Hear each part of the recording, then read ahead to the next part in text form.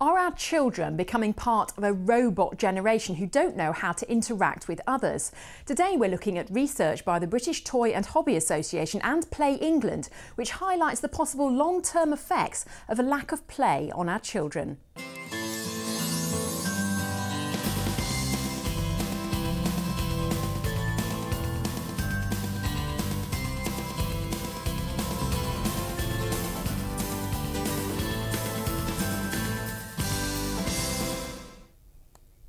Hello and welcome to Studio Talk. I'm Liz Spate. Play experts are warning that our children could end up lacking social and creative skills if they're not encouraged to regularly play with others. Coming up on the show today, celebrity dad Jeff Brazier with his tips on playing with the family, research from the British Toy and Hobby Association and Play England, what does it all mean? And all your questions about play and its importance to our children will be answered live. Well, joining me here in the studio are TV presenter and celebrity dad Jeff Brazier and Dr. Amanda Gummer, who is a psychologist and play expert. Jeff and Amanda, welcome to Studio Talk. Really nice to see you today.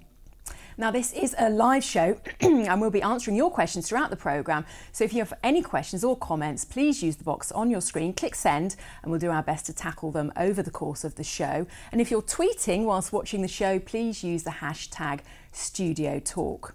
Now, let's kick off by talking to Jeff a little bit first. Really great to see you today. You're a single dad, so you've made time to come and spend time with us, dragged yourself away from your children. You've got two boys, haven't you? Yeah, and they're 6 and 8, so basically they're at school, which gives me the time. We go and do our work in school hours if possible, but not always the case.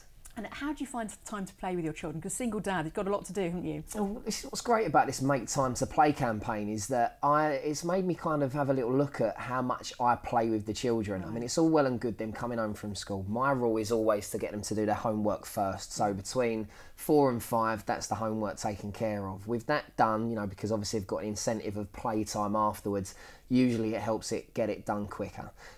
Afterwards, I'm sometimes guilty of going and maybe doing a few jobs around the house. Obviously, you need to cook dinner and get that ready. You don't need to feel guilty about cooking the dinner. That's good, new man. No, but you kind of have a look at it and you think, well, why don't that hour should be playtime? An hour a day, they say keeps the doctor right. At this, that thing, you've got to look at it and say it keeps the kids very, very happy. Yeah. Because since being involved in the Make Time to Play campaign, I've actually noticed how much happier the children are and more excitable when I say, right, what game would you like to play? So if the weather's good, we're on our cycles.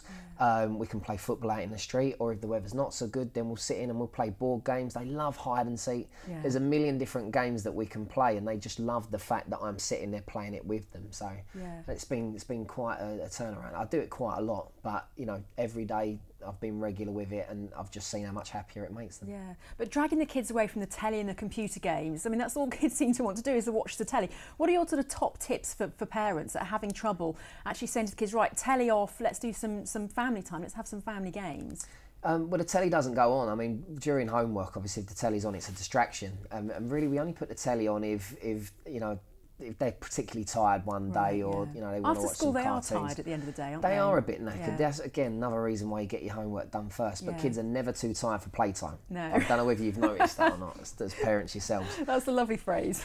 Yeah, so we get straight into the playtime, and like I say, they just perk up nicely. Yeah. But again, that also wears them out a little bit more. So when I want to put them to bed at 8 o'clock, they're a little bit more ready for it than what they were if they'd have sat around not really doing anything. And computer games, every now and again, we're not strangers to Dance Central on the Xbox. I'm not going to lie, we love a little bit of that because it's active. You know, there's something in, there's a bit of exercise for them as well as having fun, which is the most important thing. Yeah, and what do your kids most like to do? If they had a favourite thing, what do you think it would be? Kids particularly love, well, I made up a game last night, for example. So we've got these old alphabet cards, which are obviously for when you learn your alphabet. My kids are way past that. But what we do now is sort of adapt a few different games that we've played in the past, and I'll put down the card and say if it's a B, I'll ask them a question. It'll be, name your football team beginning with. So they have to be switched on and they're playing a little quiz amongst each other. Yeah. But you can make a game out of anything. That's so simple. It doesn't cost very much money either, does it? Which is another thing. Like, for example, when you're in the car as well, when you're sitting there, and they especially love it when there's a taxi driver in the car too, because they like to get him to play. But it will just be where we say, right, boys, we're going to do animals and we're going to go through the alphabet. So we all take it in turns, A, B, C, D, keep going around. And, you know, they're learning, but they're sort of being occupied, and, you know, it's really easy to do, actually. You just have to kind of feel creative and have the confidence to just say, right, boys, this is what we're going to do now. But that's what they're looking for you in the parent. Looking for you. He's good, isn't he, Amanda? He's very good. Yeah, it's great. So how important is it for our children to be interacting with others rather than just sort of playing on their own or sitting in front of the telly? It's incredibly important. If you don't interact with others, you lose the kind of social skills, talking to each other, communicating your feelings, negotiating, compromise, teamwork, all of those sort of soft skills that you need for later on in life. They're all things that you need to do well in a job, and they're all things you get through playing with other kids. You don't get it if you're playing on your own, and you actually don't get it that much if you've got adults supervising you. You need to be playing with peers as well. You know, quality time with parents is really important, but it's not the only type of play, and parents shouldn't feel bad about giving themselves a break so that they can make the dinner or whatever, and letting the kids just play. Yeah, and if you haven't got any siblings though, what do you do? I've got an only child. We've got a dog now, which is a bit of a bonus, so she plays with her as well. But if you are an only child, what do you do? Play dates, you know, you meet parents at school, invite the kids around for tea, and then you get the benefit of a reciprocal arrangement, so that when you've got something you need to do, you've got somebody who you feel safe having their kids, and they feel, and likewise. We like reciprocal arrangements. Yeah, exactly. You can palm them off on someone else for an afternoon, which is great, because you do need time to yourself, don't you, at the end of the day? So and it's just being organised, isn't it? Yes, I find it's good to have a plan, and what you're saying about when kids are obviously playing by themselves, it's good still for you as a parent to maybe you're choosing what dinner they're going to have that evening, choose what game they're going to play as well, have it sat out ready, the boxes on the floor, and they'll go to it and they'll take it from there, won't they? Yeah, and it is fun for the parents, because some parents see it as a bit of a chore, and it's not at all. It's really good fun because they're your kids at the end of the day, aren't they? Yeah, and if it feels like a chore, you're not quite getting it. Yeah. In the spirit of things. Yeah, and the more it's habit forming, the more you do, the more you enjoy it, and the more you see the benefits, so the more you want to do it. Yeah. And sometimes it can take a bit of a nudge to get you sort of, I really could do with just sitting down and finishing this email or whatever, but actually, let's give them some time. But I think the kids really benefit when if you're giving them time, give them your undivided attention. Yes. If you've got stuff to do, set them up with some play, get them playing, chuck them outside in the garden, whatever it is, or out with friends, and then get your stuff done, so that when you're with them, they don't feel that you're not really there. Yes, yeah, you're sort of half a parent, Well, you're inspiring confidence, creativity, imagination. When they're out playing with their friends, social skills, it's part of our job. Yeah. It's not just play, to them it's fun and it's play, but to us you've got to kind of look at it, it's your job to put that in front of them. Yeah, and it's hard to encourage it. Yeah, parents sometimes struggle with ideas, and there's the Facebook page for the Make Time to Play campaign's got some really good ideas. And one of my favourites is taking kids outside with a brush and a pot of water and painting a wall or a fence, because it's nice. Mess free. Kids don't, it dries. If it's wet, we had a suggestion on the Facebook page of somebody taking food colouring and putting different colour puddles. And just playing. And a teacher I used to work with said there's no such thing as wrong weather, it's just wrong clothes. So the kids don't mind being outside. Well, they love it, don't they? Yeah, they really don't mind. And as long as you've got an anorak with a good hood, it's no excuse really, is there? We've got to get out there. It's good for us as well to get some fresh air, isn't it?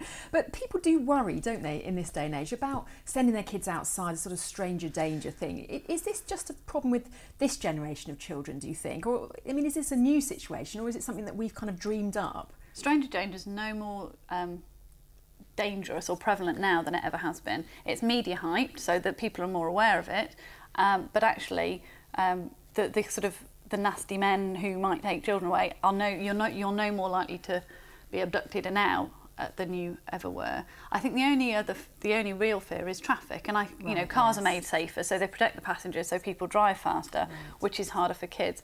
But there are ways around that too. So, safe playgrounds, there's more play areas, and actually encouraging kids to play with each other in fields and woods and beaches, and even just in a sort of safe, closed-off street. Yes. So do you think this is something that we've got to take on as parents then, really, that we've got to kind of let our kids go a little bit more? Yeah, a little bit, but it's not just parents. I think parents get a lot of the blame for everything, and schools and communities and policymakers can all embed play more into sort of people's lives. I think the simplest way to do it is that, I know for my particular area, traffic is a big concern, and that's why I'm not happy to let my kids play outside on their own just yet, even though I'd love to.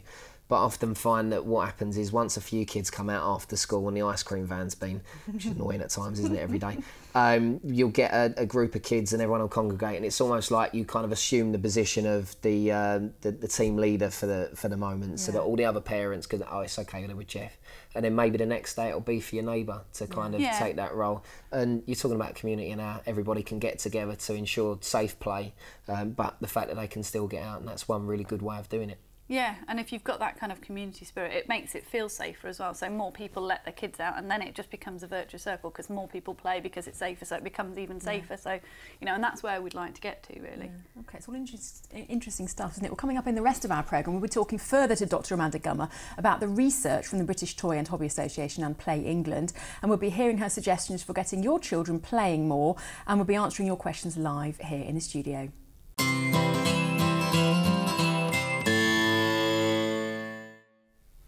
Well, today we're talking about how to get your kids out playing more, or playing in the house, just getting them away from the telly, really. Amanda, let's take a look at this research that was done. Just how serious are the implications for our kids if they don't have enough play? What sort of long-term effect does that have? I think the biggest two effects are lack of social skills and lack of creativity. Kids play because that's what they do, that's how they make sense of the world. And if you deprive them the opportunity to play, either because you're overscheduling them, or you're not letting them choose what they do, or you're not letting them outside, and they don't get those chances to develop, there is an argument that says, or there is a fear, that they will not develop the skills they need to be fully functioning, you know, social, responsible adults. Right, so it can have a massive knock-on effect for their sort of mental development. Yeah, and there's things like attachment and making friends and relationships and understanding how all that works.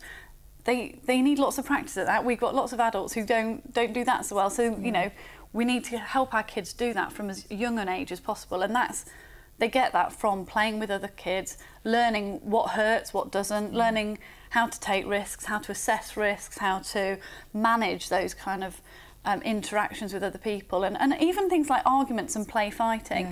Yeah. If you let the kids do it, they draw their own lines most of the time, and they don't push it too far. There's a piece of research that says, you know, if they're still friends at the end of it, it's just play fighting, and actually that's really good. Yeah. Boys learn a lot of social skills by a bit of rough and tumble, and a lot of mums particularly, but you know, child care professionals and teachers and everything clamp down on that, and those boys then get labelled as badly behaved. And actually what they're doing is they're learning how the world works, and that's really important stuff for them to learn. Yeah, like lion cubs really, aren't they? Rough and tumble. Yeah, absolutely. But what were the actual recommendations from this report then, that the expert play panel that the BTHA and Play England conducted? What were the actual recommendations? Play is really important and should be prioritised. It's not about any particular one type of play, it's about a healthy play diet, sort of moderation in everything. So we're not demonising any sort of one type of play, and that governments and communities and schools and childcare professionals all need to recognise the importance of play, not just because it develops skills for later life, but because that's part of childhood and it's part of the essence of being human. And actually, why else what are we trying to get from our kids if they're not having fun? Yeah, exactly. But it is difficult for parents, isn't it? I mean, Jeff, you're a single parent. You've got two boys, two very active boys by the sounds of it. It is difficult. If you're a single parent, you're in a flat, you're stuck in a flat in a city somewhere. It's hard, isn't it? Because there's so much to do all the time to actually find that time for your kids. What's your advice?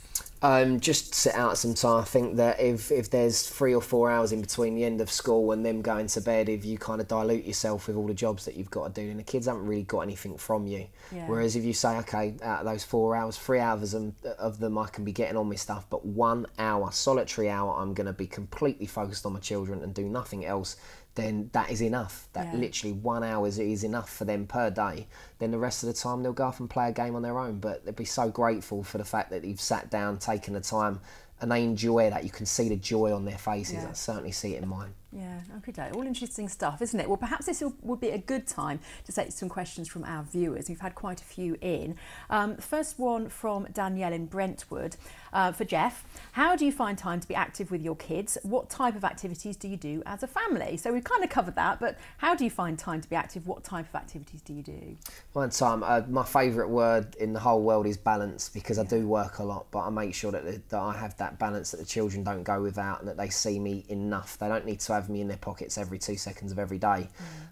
So when I am at home and I do pick them up from school, a routine is good, and I particularly, I think a routine is as important for the children as it is for the parents. So, you know, from home at the moment the weather's good, so we'll cycle home for starters. It's a good bit of exercise for them, and it's fun. So we've got home, we crack off the homework, get that done, and then we'll sit down and play. Examples of what we do: Bobby loves his football in particular moments, so he'd be very disappointed if each day didn't sort of encompass some kind of kickabout. Freddie's far more creative, like he loves his hammer beads, and I know they're a little bit girly, and he'll probably have me up for this later on.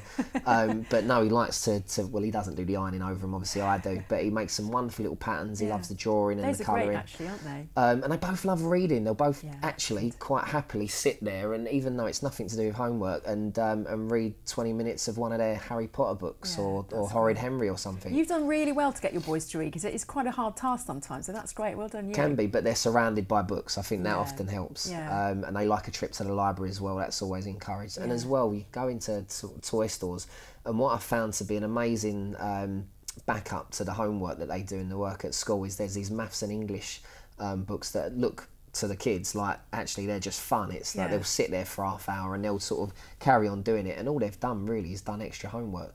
But to them it's a game, it's fun. They love the fact that Dad comes over and gives them the gold sticker that comes with a book to say, well done, you got that page completely right. So there's a million things you can do. It's just you've got to put your mind to it, and if you go to the website then there are plenty of ideas on there actually, aren't there? So I like the unique ones, the individual ones to people that people have made up. They're the ones that I particularly enjoy reading, because that's the parents' imagination, because we've all got one, but sometimes we kind of leave them in our childhood and think that, you know, that's that. But as a parent, it's our job to kind of, and it's good for us to be as creative and imaginative as we can be as well. And it's often simple things, but you've just got to think of it in the first place, haven't you? Do you know what I found? If someone says one word, then, you know, if I say football, then Bobby will say ball, then Freddie will say cricket, and it'll go on and on and on. But it keeps them switched on. They're good for the car as well, those kind of games, aren't they? Okay, another of your questions, Karen from Cornwall. I often struggle with finding the time to create imaginative games for my child. How can I be more creative? Amanda, any tips? Well, that's sort of building on what Jeff said, but actually the kids will be creative. You don't need to do it all for them. That's part of the point of the research, is that let kids be creative. Don't feel like you have to have scheduled every second of their day. They don't have to have quality time with you all that much. You can give them some prompts. You can say, what about, have you thought of, but actually if you tend to give a kid an idea, they'll go, actually what I wanted to do was, and it's just a trigger. And actually their creativity is what we're trying to encourage. So, and it's not all about money, is it? Because not at all. Know, and people sort of think that you have to take your kids out to play centres, but you don't, do you? Get a load of old rubbish, stick it together, make a model. You know, it doesn't cost anything. Things like that, does it? Okie doke. So another question in from Claire Dart in Hastings. Can you give me some examples of activities I can do with my children? That's a bit of a big question, really, isn't it? They go to the website. There's loads on the website. Facebook and the maketimeToplay.co.uk website both got really good ideas. But just let them choose sometimes. And if one of the things that we find sometimes is that kids have big playrooms full of lots of toys and they're bewildered by the choice.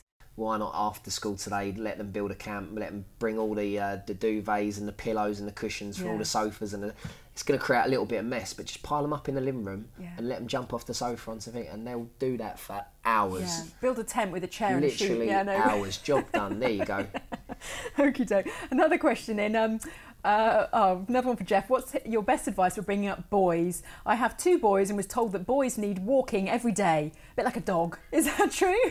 Very much so, yeah. They need feeding like dogs as well. God, I go through some food. But just reiterating what you said with regards to the play fighting, I think my biggest bugbear is when they go at each other, and if I haven't put something in front of them, or if I haven't kind of said, right, this is what we're up to, or this is your time to play, then they need a bit of direction, boys basically, and when they get at each other, that's when I particularly start to pull my hair out. Yes. So advice for bringing up boys that are so close in age would be to, as much as you say be as off the cuff as what I often find, for me personally, it helps to have a little bit of a plan. And they will go off and they will entertain themselves if need be, and that should always be encouraged. But if I know what we're doing and where we're going, they just kind of like to know what the plan is a little bit. Yeah, that's a good tip actually, isn't it? Give them some structure and then let them kind of weave their way through it.